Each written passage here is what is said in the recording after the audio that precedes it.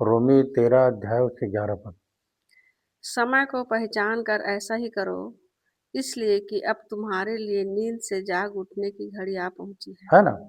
समय को पहचान कर ऐसा ही करो, इसलिए कि अब तुम्हारे लिए नींद से जाग उठने की घड़ी आ पहुंची है।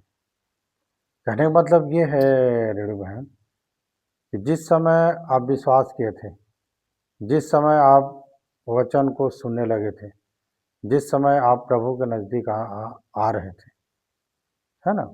तो उस समय आपको बहुत सारी बातों पर समझ नहीं आता था कि विश्वास क्या है, मुझे कैसे चलना है। उस समय आपको सीखने का ललक था, जानने का ललक था।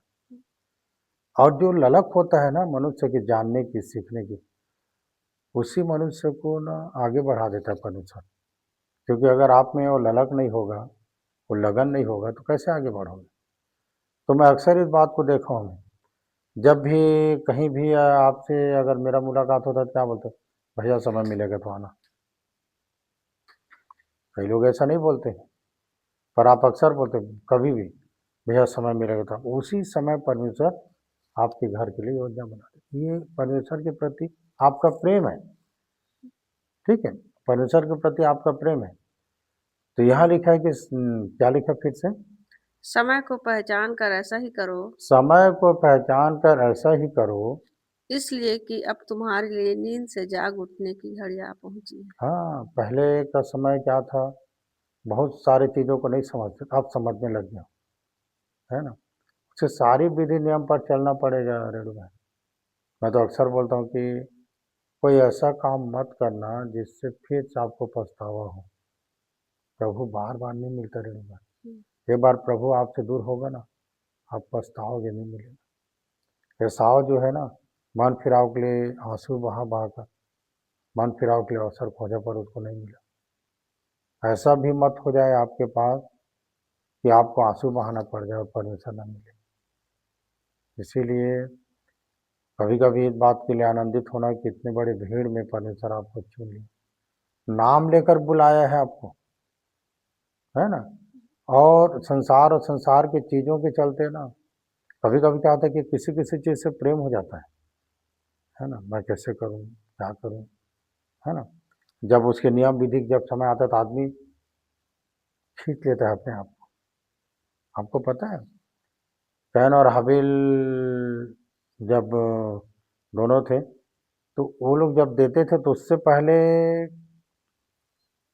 हाबिल को ग्रहण किया, तब उसका भेंट ग्रहण किया, है ना? तो कभी-कभी क्या है कि हमारी जब सब चीज़ जब ग्रहण करता है तो उससे पहले परमेश्वर हमें ग्रहण करता है। कहने का मतलब ये है रेणु बहन कि आप किसी मनुष्य को ग्रहण नहीं करोगे तो उसके घर के पानी तक नहीं पियोगे, हम्म, ना उसके घर जाओगे नहीं, पूछ देगा तो लोगे नहीं। हम्म, तो पहले उसको ग्रहण करोगे तभी ना उसका कोई चीज़ एक्सेप्ट करोगे। तो जब परमेश्वर आपको ग्रहण कर लिया है ना? तो आपकी सारी चीज़ों को वो समझता है। इसीलिए बोलता है कि पहले के जो समय और अब के समय में बहुत अंतर है ना? पहले क्या होता था, कोई भी कुछ बोलता था तो बोल देते थे। अब सह जाता हूँ, चलो भाई रहने दो, क्योंकि आज नहीं तो कल समझेगा भाई। हाँ, आपको बहुत सारी बातों में दुखी होता होगा, दुखी लगता होगा। कभी-कभी मन में भी सोचते होगे कि परमेश्वर जब मुझे बुला लिया है, तो इतना मेरे साथ होता है, उनके साथ क्यों नहीं होता? हाँ, उनको ये सारी बातों में सामना करना नहीं पड़ता है, क्योंकि ये बात अय्यूब भी बोलता था। अय्यूब 21 अध्याय से 6 पद तो पढ़ो ना, जिसको खुला रखना।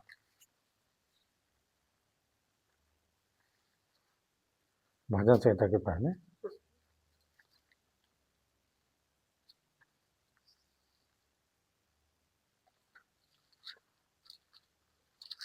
21 अध्याय, 21 अध्याय के 6 पद।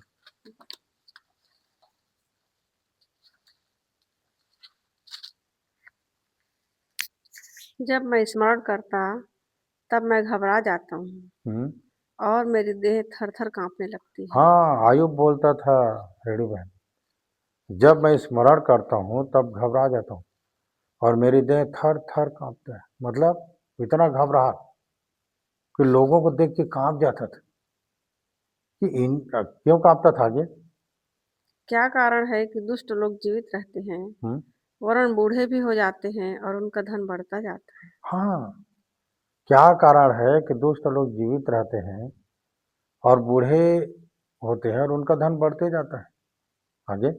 उनकी संतान उनके संग और उनके बाल बच्चे उनकी आंखों के सामने बने रहते हैं। हम्म, उनके घर में भय रहित कुशल रहता है। परमेश्वर का भाई नहीं है।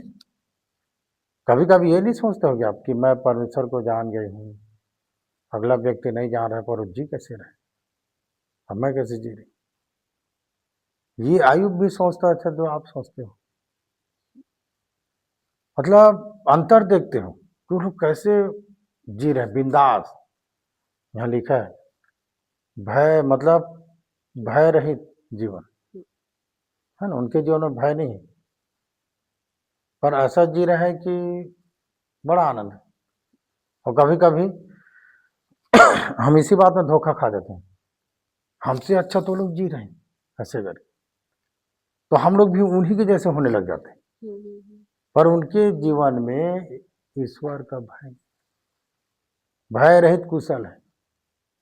और आपके जीवन में भय है और कुशल से जी रहे हो, मतलब भय के साथ जी रहे हो, तो आपको तो पता है ना कि मेरा देखने वाला है, मेरा बनाने वाला है, मेरा मन का जांचने वाला है, मैं मुंह में क्या बोल रहा हूँ तो वो सब जानता है, सब चीज़ वो समझ लेता है, सब चीज़ जान लेता है। ठीक है, तो ये है, फिर वहीं हाजिर होगी 11 पद से आगे। सम, समय को पहचान कर ऐसा ही करो, इसलिए कि अब तुम्हारे लिए नींद से जाग उठने की घड़ी आ पहुंची है। हम्म। क्योंकि जिस समय हमने विश्वास किया था, उस समय के विचार से अब हमारा उद्धार निकट है। हाँ, जिस समय हमने विश्वास किया था उस समय के विचार से हमारा उद्धार क्या हो गया? निकट है। निकट है। पता है रेणु बहन, तू विश्वास करेगी तो तू और तेरा घराना उद्धार पाएंगे।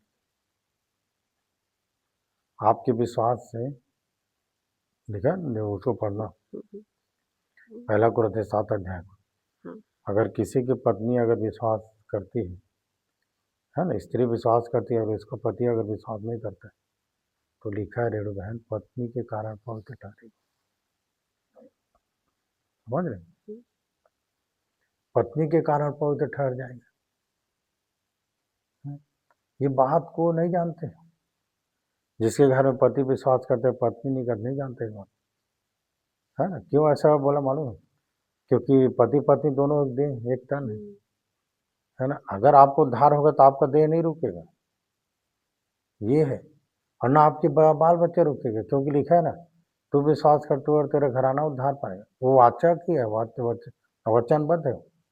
आपके बाल बच्चे तक को भी वो जगह मार्ग, क्योंकि आपके चलते सुध ही लेगा।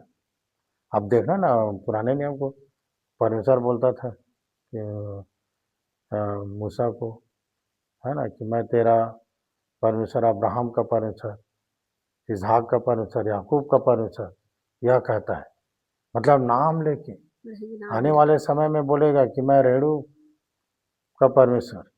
कितना अच्छा लगेगा परमेश्वर जब बोले मैं रेणु का परमेश्वर, आपके बाल बच्चे को, आपकी पीढ़ी को आवाज आया।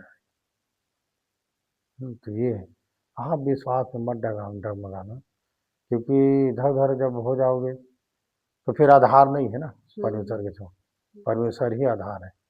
बाकी तो संसार में सब स्वार्थ जीवन जीते हैं, कोई किसी का नहीं है रेणु भाई, सब मतलब का दुनिया है। परमेश्वर का जीवन ऐसा है कि मतलब का नहीं, उसका जीवन तो 100% बोलते हैं ना, सोरा न खरा, ऐसा सच्चाई का जीवन है परमेश्वर। तो जिस समय हम विश्वास किए थे उस समय के विचार से हमारा उद्धार क्या है? निकट है ना। तो इसीलिए जब बाहर की कोई बात, जब घबराहट इधर उधर कुछ आता है ना, तो बाइबल से सारी बातों को स्मरण करना, कैसा कैसे, ठीक है। तो सारी बातें वो सिखाएगा, समझाएगा।